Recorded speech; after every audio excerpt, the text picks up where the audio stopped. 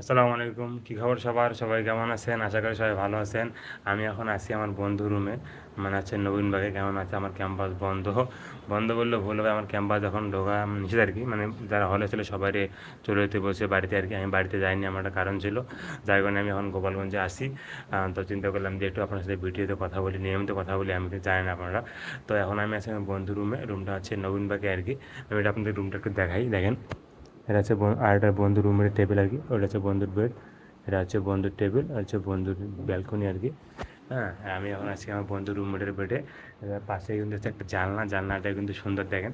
এই দেখেন, এই জানলার সিনারিটা কিন্তু জোস। অনেক সুন্দর সুন্দর আবহাওয়া কিন্তু উপভোগ করা যায় আর কি। তো সুন্দর লাগতেছে কিন্তু আজকে। এখন কথা হচ্ছে যে বাংলাদেশের চলমান যে আন্দোলন, সেই আন্দোলন তো চলতেছে, জানি না কী হবে, আল্লাহ ভরসা আর কি।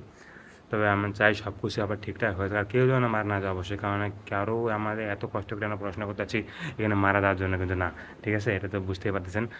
সেহেতু সব ঠিক, কিন্তু সব কিছু ঠিক হয়ে যাবে ইনশাল্লাহ। এটা হচ্ছে বড় চাও। আর হচ্ছে কথা হচ্ছে আমি আমার নবীন ভাই কীভাবে সময় কাটাচ্ছি, মানে কী করতেছি সারাদিন।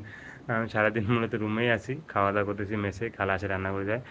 বিকালে বা সন্ধ্যার দিকে আমরা বের হয়ে একটু মেডিকেলের পাশে হাঁটাহাঁটি করে চাটা খেয়ে নাস্তা করে রাতে রুমে আসি, আবার মোবাইল টিভি, খাওয়া দাওয়া করে ঘুমাচ্ছি, এই আর কি। এরা আসলে রুটিন আর কি।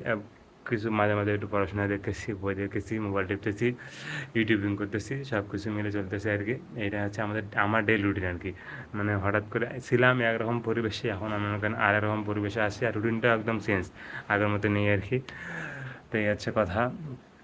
আশা করি আপনারাও সময় কাটাচ্ছেন বিভিন্নভাবে। কেননা যদি সবারই স্কুল কলেজ বন্ধ, মানে লাইক সেকেন্ড করোনা বলতে পারেন।